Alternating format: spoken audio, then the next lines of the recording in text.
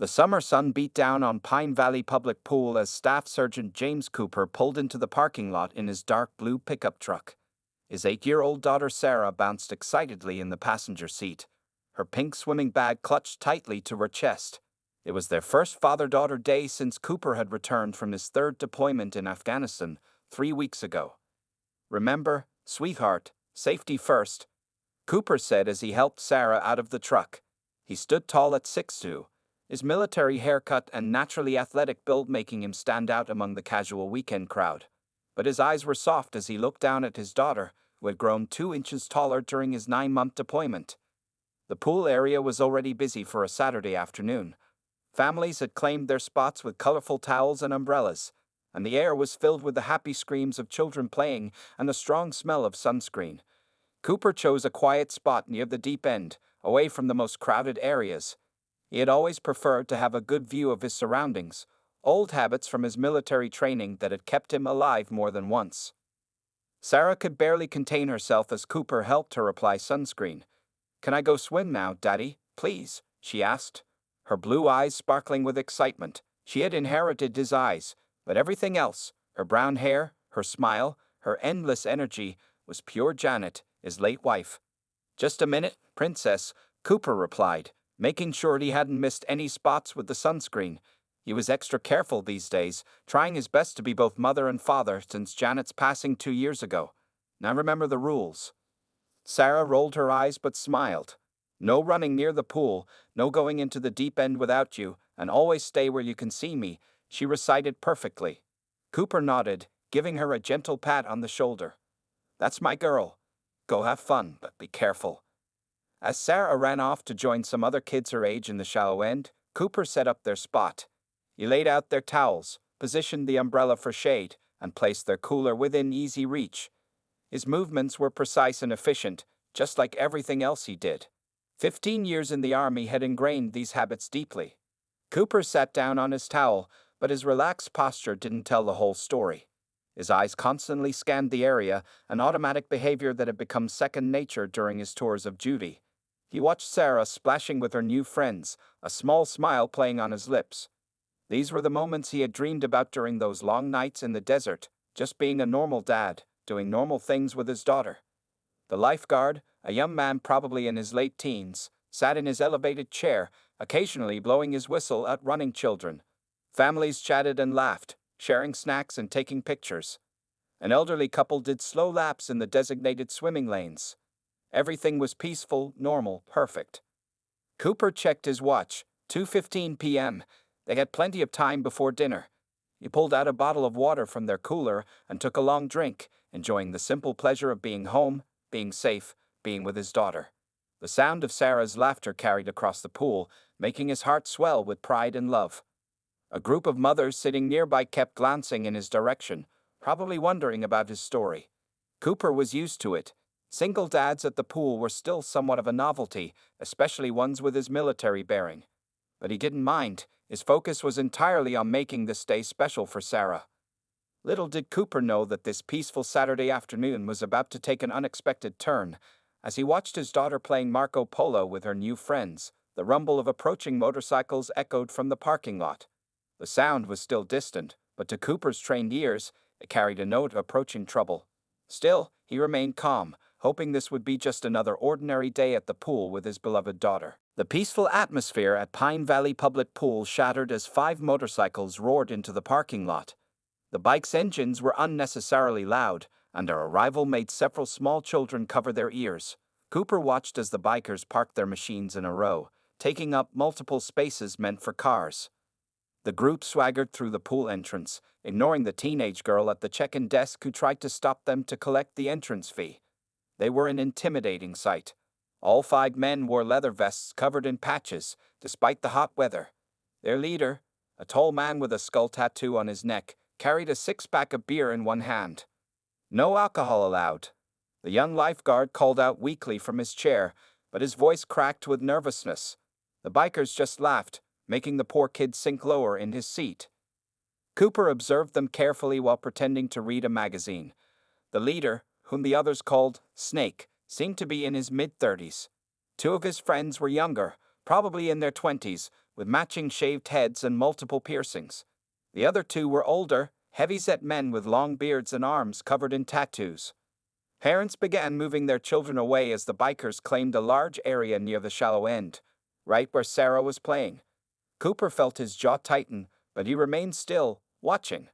The group sprawled across several lounge chairs, cracking open their beers and lighting cigarettes, breaking another pool rule. "Hey, ladies." Snake called out to some teenage girls nearby, who quickly gathered their things and moved away. His friends laughed, making crude comments that carried across the pool area. Several mothers were now packing up their belongings, hurrying their children toward the exit. Sarah and her two new friends, Emma and Lisa, tried to continue their game of Marco Polo, but they kept getting closer to Cooper's side of the pool, clearly trying to put distance between themselves and the rowdy newcomers. Cooper noticed how his daughter's smile had disappeared, replaced by nervous glances toward the bikers. "Marco," called Emma, but her voice was much quieter now. "Polo," Sarah and Lisa responded, also speaking softly, as if trying not to draw attention to themselves. Snake stood up, stretching dramatically. He walked to the pool's edge, beer in hand, and deliberately poured some into the water. "Oops," he said loudly, grinning at his friends. The two younger bikers found this hilarious, nearly falling off their chairs with laughter. The pool manager, a middle-aged woman named Mrs. Thompson, finally emerged from her office. She approached the group with visible reluctance. "Gentlemen, I'm sorry, but there's no alcohol or smoking allowed in the pool area. It's a safety regulation." "Is that right?" Snake asked, taking a long drink from his beer while staring directly at her. "Well, we paid our entrance fee like everyone else." "Oh wait." He grinned. "Actually, we didn't. What are you going to do about it?" Mrs. Thompson's face reddened, but she stood her ground. "I'll have to call the police if you don't comply with our rules." The biker with the longest beard stood up, towering over her. "Maybe you should mind your own business, lady." Cooper watched Mrs. Thompson retreat to her office, her hands shaking. He knew she was probably calling the police, but it would take them at least 10 minutes to arrive. The situation was deteriorating quickly. Sarah and her friends had stopped playing entirely now. They floated near the pool's edge, unsure what to do. Snake noticed them and nudged one of his younger friends. "Hey, look at these little mermaids. Want to see a big splash?" Before Cooper could react, the younger biker kicked a huge wave of water at the girls, soaking them and making them sputter. Sarah's friends started crying, but Sarah just looked straight at her father. Their eyes met across the pool, and Cooper saw fear mixed with complete trust in her gaze. That was the moment Cooper knew he couldn't stay quiet any longer. As he carefully set down his magazine and stood up, Snake was already reaching down to splash the girls again. The other pool-goers watched nervously, wondering what would happen next. The afternoon air grew thick with tension, like the calm before a storm. Cooper moved through the pool area with quiet purpose, his bare feet making no sound on the wet concrete. His walk was smooth and controlled, showing none of the anger he felt inside. 15 years of military discipline had taught him to keep his emotions in check, especially in dangerous situations. As he approached the bikers, several parents watched with a mixture of concern and hope. The young lifeguard sat up straighter in his chair, phone in hand, probably ready to call for help if needed. Sarah and her friends had moved to the pool's edge, holding onto it tightly while watching the situation unfold. "Excuse me, gentlemen," Cooper said in a calm, clear voice. He stopped about 6 feet from Snake, hands relaxed at his sides. "I believe you're making some of the children uncomfortable. Would you mind toning it down a bit?" Snake turned slowly, beer can still in hand, and looked Cooper up and down. His eyes lingered on Cooper's military tattoo, the Army Ranger's insignia on his right shoulder, but if he recognized its significance, he didn't show it. Well, Snake sneered. "Looks like we've got ourselves a Boy Scout here, boys." His friends chuckled on cue, spreading out slightly to flank their leader. "Tell me something, Boy Scout, you always stick your nose in other people's business?" Cooper maintained his professional demeanor, the same one he had used countless times to defuse tense situations overseas. "I'm not looking for trouble. I'm just asking you to follow the pool rules and be mindful of the children present." The two younger bikers exchanged glances. Then one of them spoke up. "Hey, Snake, Maybe we should just move to the other side of the pool. Something in Cooper's stance must have made him nervous, but Snake shot him a sharp look that silenced him immediately. Nobody tells us what to do, Snake said, stepping closer to Cooper. The smell of beer was strong on his breath, especially not some one-up tough guy playing lifeguard. Sarah called out from the pool, her voice small but clear. Daddy? Snake's eyebrows rose in mock surprise. Oh, Daddy, is it? He turned to look at Sarah, then back to Cooper with a nasty grin. That your little girl? She sure seems scared. Maybe she knows her daddy's about to get his face rearranged. Cooper didn't move, but his voice took on a harder edge. My daughter has nothing to do with this. I'm giving you a chance to make the right choice here. Please take it. The bearded biker laughed loudly. A chance. He's giving us a chance. Snake. Can you believe this guy? He crushed his beer can and threw it in the pool, making several nearby children flinch. Snake finished his beer and dropped the can at Cooper's feet. Let me explain something to you, Boy Scout. This is our pool now. We do what we want, when we want. And if you don't like it, he poked Cooper hard in the chest with his finger. You can either leave, or we can help you leave. The other bikers moved closer, forming a loose circle around Cooper. Other pool-goers were now quickly gathering their belongings, some pulling out their phones to record what was happening or call for help. Mrs. Thompson peered anxiously from her office window, probably waiting for the police to arrive. Cooper remained perfectly still, his military training screaming at him that he was in a tactically disadvantageous position. But he couldn't move back. That would only encourage them. He couldn't move forward. That would escalate the situation. And he absolutely couldn't take his eyes off Snake, who was showing all the signs of someone about to throw a punch. Last chance? Cooper said quietly, his voice carrying the weight of someone who had given such warnings before. Take your friends and leave. Nobody needs to get hurt here. Snake's face darkened with anger. He wasn't used to people standing up to him, especially not in front of his gang. Wrong answer, Boy Scout, he growled, his hands curling into fists. The tension in the air was electric now, and everyone at the pool could feel that something big was about to happen. Sarah watched from the water, her small hands gripping the pool's edge so tightly her knuckles had turned white. She had never seen her father in a situation like this before, but somehow she knew, just like everyone else watching, that these bikers had made a very big mistake. Snake made the first move, just as Cooper had expected. The biker leader swung a wild right hook, the kind of punch that might work well in a bar fight but would have gotten him killed in combat. Cooper simply leaned back slightly, letting the fist whistle past his face. You really don't want to do this, Cooper said calmly, his feet automatically shifting into a balanced stance. The concrete around the pool was wet and slippery, a dangerous fighting ground that could turn deadly if someone fell wrong.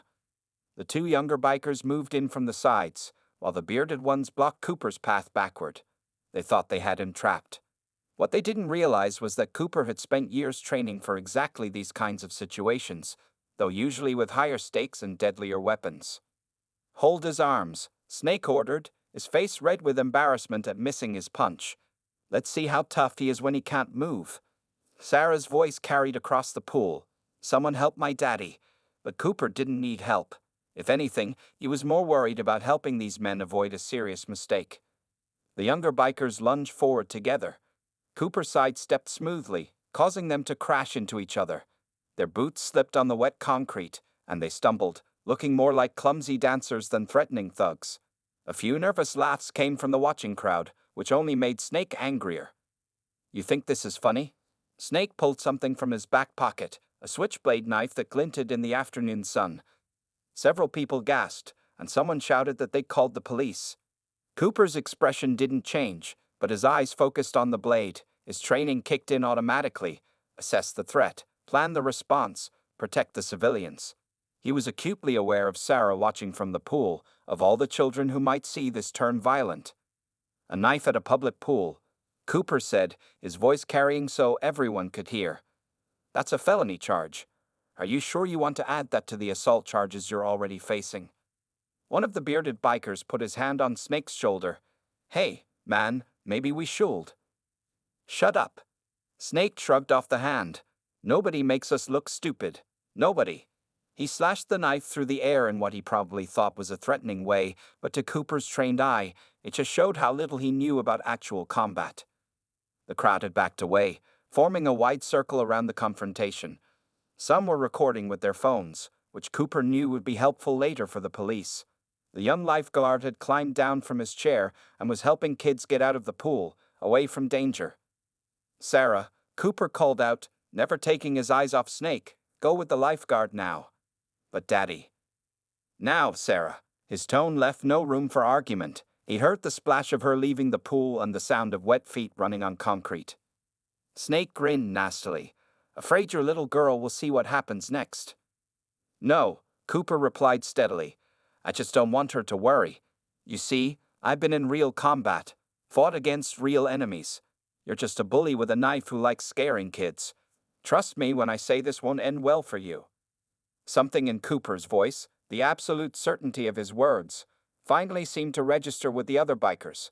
The bearded ones exchanged worried looks. The younger ones, still trying to regain their footing, stopped moving forward. But Snake was too far gone, his pride too wounded in front of his gang. He adjusted his grip on the knife, his knuckles white with tension. "Last chance to walk away, Boy Scout." Cooper didn't move, didn't blink. "Funny," he said quietly, "I was about to say the same thing to you." The tension around the pool had reached its breaking point.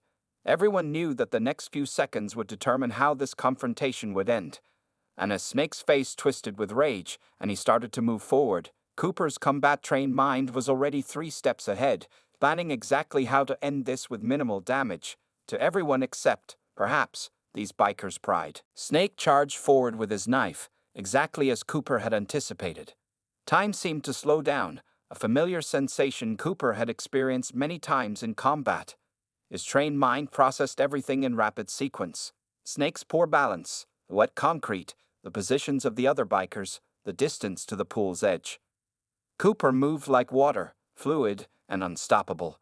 As Snake's knife arm came forward, Cooper stepped slightly to the left while grabbing Snake's wrist with his right hand. In one smooth motion, he twisted the arm downward and out, using Snake's own momentum against him. The knife clattered to the ground, and before anyone could blink, Cooper had kicked it into the pool. "Get him!" Snake shouted, his voice more panicked than commanding now. The 2 younger bikers rushed forward again, while the bearded ones hesitated, finally showing some wisdom. Cooper released Snake with a push that sent him stumbling backward. The first young biker threw a wild punch that Cooper easily blocked. The second tried to grab him from behind, but Cooper dropped his shoulder and used the biker's momentum to flip him over. The man landed hard on his back, the impact knocking the wind out of him. "Stay down," Cooper advised calmly. "You're only making this worse for yourselves." Snake had regained his balance and was now circling around, his face twisted with rage and embarrassment. The remaining young biker backed away, hands raised. "I'm out, Snake," he said. "This dude's not normal." The crowd around the pool had grown larger, with people holding their phones high to record everything. Someone started clapping, and a few others joined in. This only enraged Snake more. "You're dead, Boy Scout," he screamed, pulling another knife from his boot. But this time, his anger made him sloppy. He rushed forward, slashing wildly. Cooper sighed. He had hoped to avoid causing serious harm, but Snake wasn't leaving him much choice. As the biker charged, Cooper timed his move perfectly. He sidestepped the knife thrust while simultaneously delivering a precise strike to Snake's solar plexus. The biker's eyes went wide as the air left his lungs. Before Snake could recover, Cooper swept his legs out from under him. Snake hit the concrete hard, and Cooper smoothly transitioned into a control hold he'd learned in combat training. He had Snake's arm locked behind his back in a position that prevented movement without causing permanent damage. "The police are almost here," Cooper said quietly, so only Snake could hear. "I can make this much worse for you, but I'd rather not. Are you done?" Snake struggled for a moment, then let out a grunt of pain as Cooper applied slightly more pressure. Okay, he gasped. "I'm done." The 2 bearded bikers had backed away to their motorcycles, clearly wanting no part of this fight anymore. The young biker who had been flipped was still lying on his back, groaning. The other young one had completely disappeared. In the distance, police sirens were getting closer. Mrs. Thompson had come out of her office and was directing the approaching police cars to the pool entrance. The crowd was still recording everything, and Cooper could hear people talking excitedly about what they'd just witnessed. Sarah's voice cut through the chaos. "Daddy." She was standing with the lifeguard at a safe distance, her eyes wide with a mixture of fear and pride. "It's okay, sweetheart," Cooper called back, maintaining his hold on Snake. "Everything's fine now." As the first police officers rushed through the pool gate with their hands on their weapons, Cooper felt a strange sense of calm. He had protected his daughter and everyone else at the pool without causing any serious injuries. His training had served him well, just as it had in much more dangerous situations overseas. Snake lay still now, the fight completely gone out of him. He muttered something that sounded like, "You could have really hurt me." "Yes," Cooper replied simply. "I could have.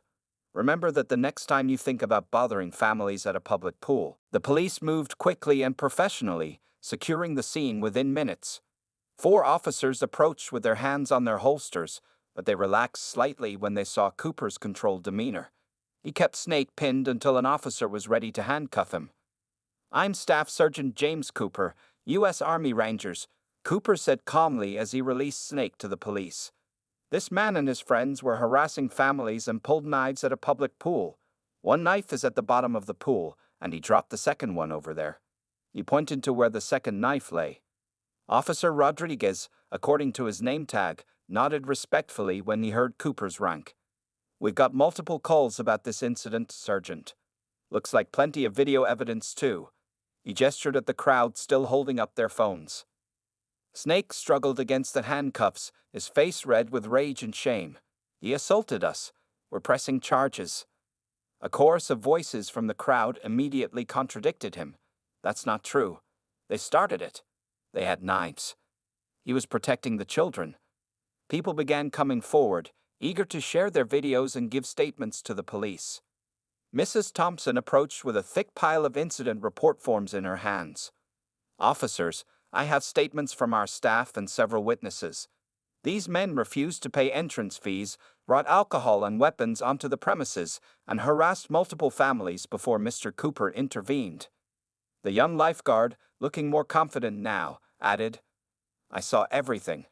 That guy pulled a knife first, and Mr. Cooper tried to talk them down before anything got physical."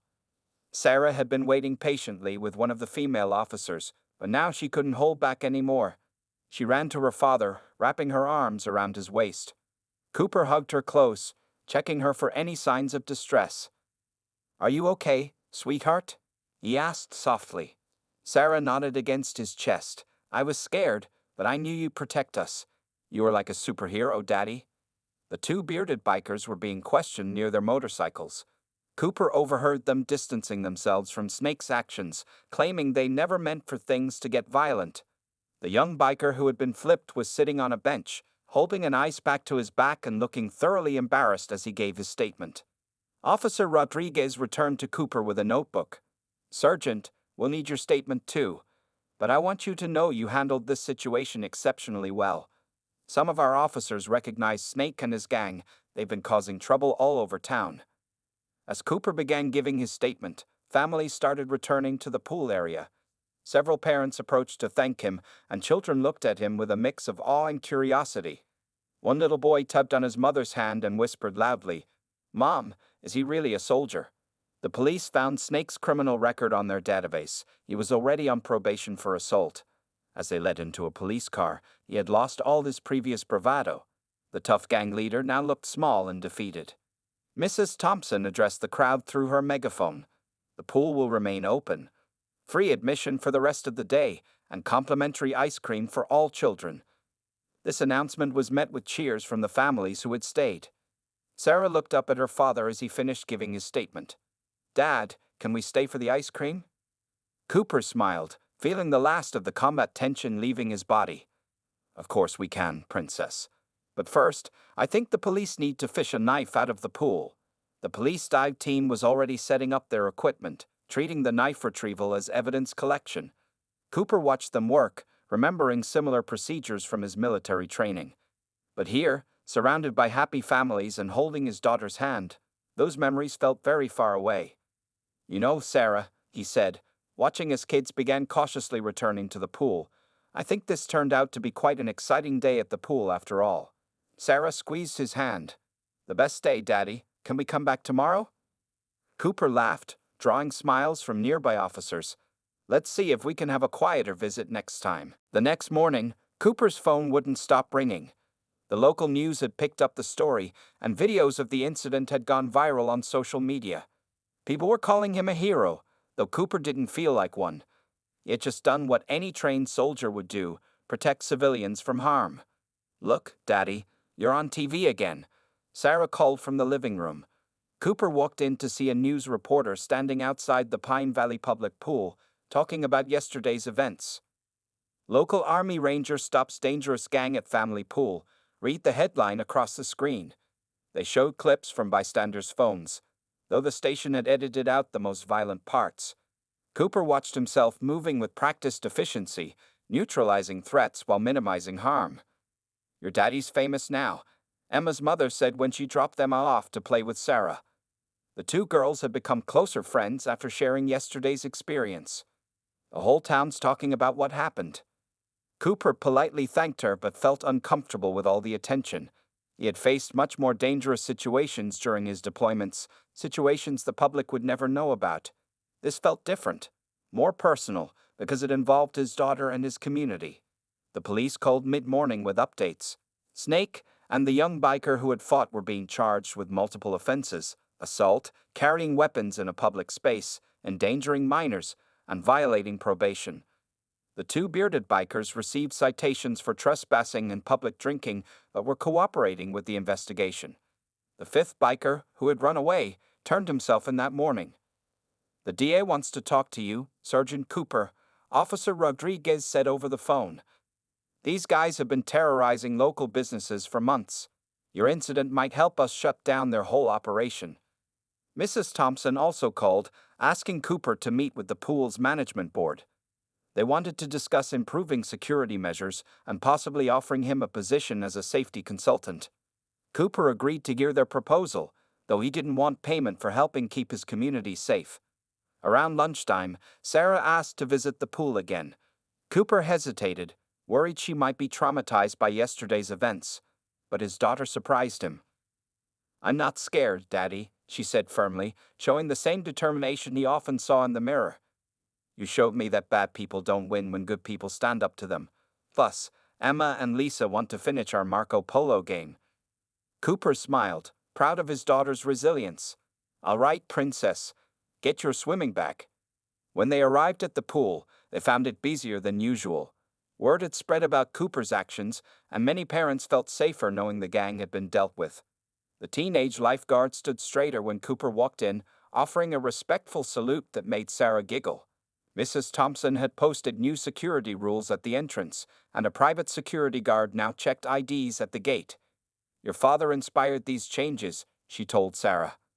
Sometimes it takes one brave person to show us how to make things better for everyone. As Sarah joined her friends in the pool, Cooper set up their towels in the same spot as yesterday. Other parents stopped by to chat, no longer intimidated by his military bearing. They saw him now as a protector, a father like any other who just happened to have the training to handle a dangerous situation. A small boy around Sarah's age approached Cooper shyly. Sir, is it true you're a real soldier? Cooper nodded, smiling gently. Yes, I am. My dad says soldiers are heroes who keep us safe, the boy said. I want to be brave like you when I grow up. Cooper thought carefully before responding. Being brave doesn't mean you have to fight. It means standing up for what's right and protecting others who need help. Sometimes the bravest thing is trying to solve problems without fighting. The boy nodded seriously, then ran back to his parents. Cooper watched Sarah playing happily with her friends, the pool once again filled with the sounds of children laughing. Yesterday's dark clouds had lifted, replaced by the simple joy of a summer day at the pool. 1 month after the pool incident, Pine Valley had changed in subtle but important ways. The local police reported a significant drop in gang-related activities. Snake and his gang members were facing court dates, and their lawyers were advising them to plead guilty given the overwhelming video evidence and witness statements. Cooper sat in his backyard, watching Sarah practice her swimming strokes in their new above-ground pool, a thank you gift from the community that he had initially tried to refuse. But the neighbors had insisted, saying it was the least they could do for the man who had made their community safer. "Daddy, watch this," Sarah called out before diving underwater. She had gained so much confidence in the past month, not just in swimming but in everything she did. Her teachers reported that she was more outspoken in class, especially when she saw other kids being bullied. The sound of motorcycles in the distance no longer made people nervous. Instead of gang members, it was usually the local Veterans Motorcycle Club who had heard about Cooper's actions and made him an honorary member. They now regularly patrolled the community pool and other family areas, ensuring everyone felt safe. Cooper's phone buzzed with a text from Mrs. Thompson. The pool's new security system was working perfectly, and attendance had reached record numbers. The security consulting position he had finally accepted, after the board insisted on paying him, only required a few hours of his time each week, but the changes he recommended had made a big difference. Sarah climbed out of the pool, wrapping herself in a towel decorated with cartoon superheroes, another gift from the community. "Dad, Emma and Lisa are coming over later, right?" "That's right, Princess," Cooper replied. The three girls had become inseparable since the incident, the shared experience creating a strong bond. Their parents had become good friends too, often gathering for weekend barbecues. The local newspaper lay on the table beside Cooper. The headline read, "Local Hero Inspires Community Safety Program." The article detailed how other public spaces in town were adopting similar security measures to those Cooper had implemented at the pool. But more importantly, it described how people were looking out for each other more, reporting suspicious activity, and standing up against bullying. Cooper picked up the newspaper and read a quote from Officer Rodriguez. "What Sergeant Cooper showed us wasn't just about physical defense. He showed us that one person standing up for what's right can inspire an entire community to be better." Sarah sat beside her father, still wrapped in her towel. "Hey, Dad, remember when you said I was brave that day at the pool?" "Of course I do," Cooper replied, putting down the newspaper. "Well, today at school, I saw some big kids taking a little kid's lunch money," Sarah said. "I remembered what you did, how you tried to talk first before fighting. So I told the bullies they should stop. And if they didn't, I would tell the principal. And guess what? They gave the money back." Cooper felt a surge of pride. His daughter had learned the most important lesson from that day, not that her father could fight, but that standing up for others was the right thing to do. "That's my girl," he said, hugging her close. "You know, being strong isn't just about being able to win fights. It's about having the courage to do what's right, even when it's scary." Sarah nodded against his shoulder. "Like you did at the pool." "Like we both did," Cooper corrected her. "You were brave too, remember?" The sound of children's laughter drifted over from the neighbor's yard. The street was full of kids playing freely, parents chatting on front porches, and people enjoying their community without fear. Cooper thought about how one incident, one moment of standing up against bullies, had created such positive change. As Sarah jumped back into the pool, Cooper smiled, thinking about how life had its own way of giving you missions. His military service had taught him how to handle dangerous situations, but being a father had taught him why those skills mattered. In protecting his daughter that day at the pool, he had helped protect an entire community. And watching Sarah grow braver and stronger each day, Cooper knew that sometimes the greatest victories weren't won on battlefields, but in simple places like a public pool on a summer afternoon.